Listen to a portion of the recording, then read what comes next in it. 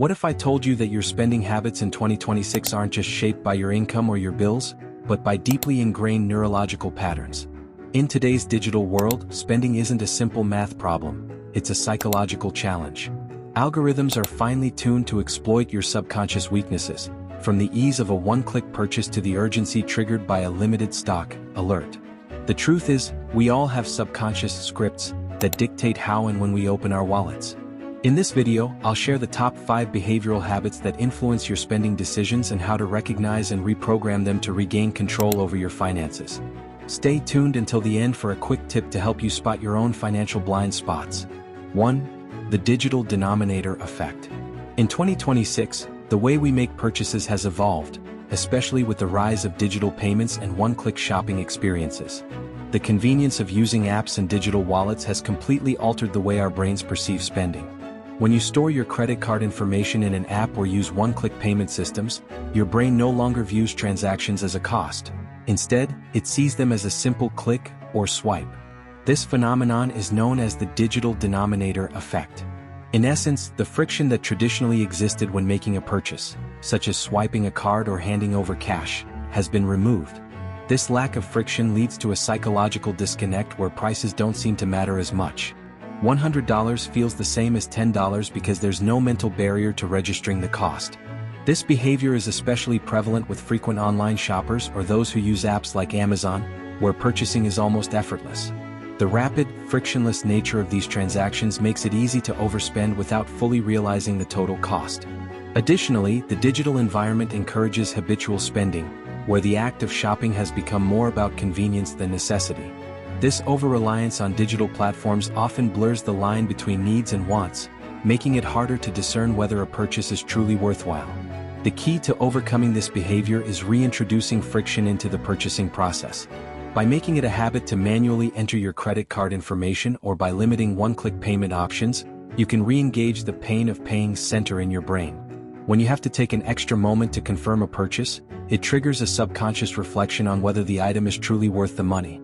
This simple tactic can help you become more mindful of your purchases and slow down impulse buying.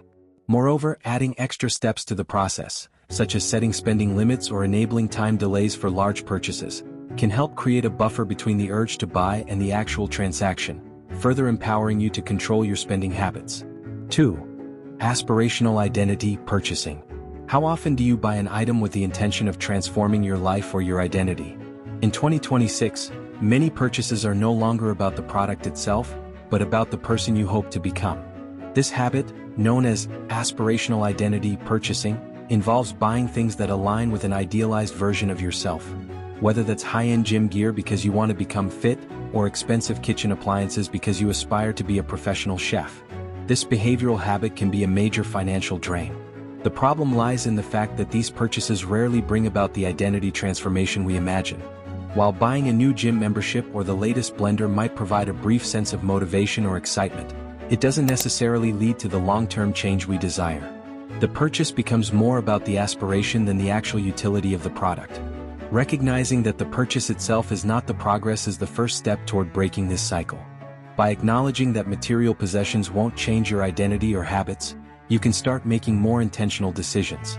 Instead of buying the gym clothes or kitchen gadgets, invest in habits and routines that actually support your goals, such as scheduling regular workouts or cooking meals at home. Shifting your focus from stuff to sustainable habits will help you manage your spending and build a more meaningful path to personal growth. 3. The scarcity loop trigger. We've all experienced the feeling of urgency when we see a low stock alert or a countdown timer for a discount. In 2026, retailers have perfected the art of exploiting our fear of missing out, FOMO, which is deeply rooted in our evolutionary biology. This is known as the scarcity loop trigger, and it's a powerful behavioral habit that often leads us to make purchases out of fear rather than necessity.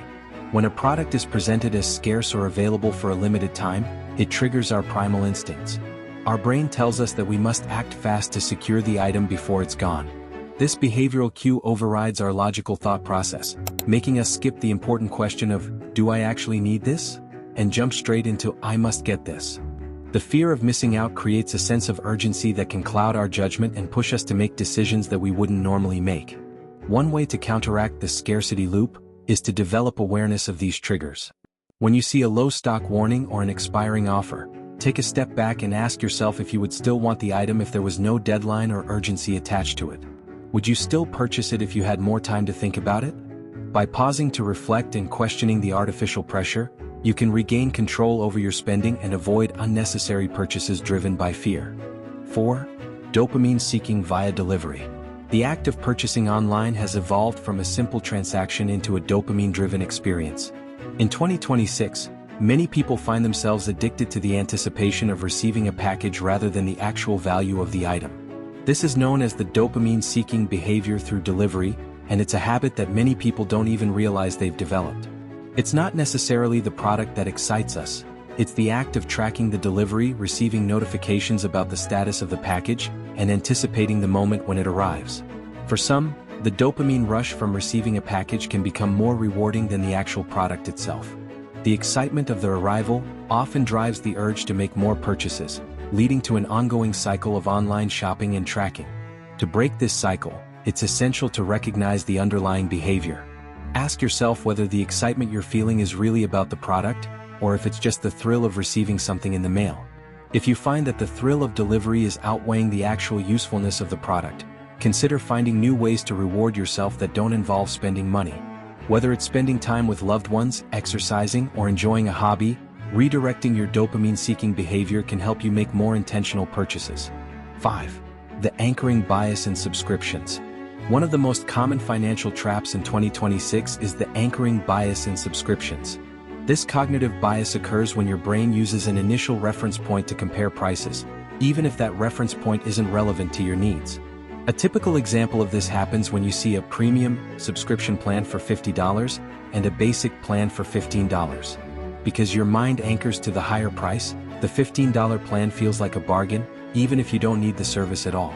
This type of thinking leads to what's known as subscription creep, where you sign up for services you don't use simply because they seem like good deals compared to the premium options. You might find yourself paying for multiple subscription services you don't need, simply because you're anchored to the idea that you're getting a good deal. To avoid falling into the anchoring trap, it's important to focus on the actual value of a service rather than comparing it to another plan. When evaluating a subscription, ask yourself whether you truly need it and if it adds enough value to your life to justify the cost. By shifting your focus from price comparison to value assessment, you can make more intentional decisions about the subscriptions you choose to keep and those you let go.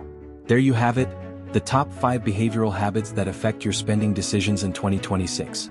By recognizing these subconscious triggers and learning how to reprogram them, you can take control of your spending and build a healthier financial future. If you found this video valuable, don't forget to like, share, and subscribe for more tips on improving your financial habits. Let me know in the comments which behavioral habit you're going to focus on first, and I'll see you in the next video.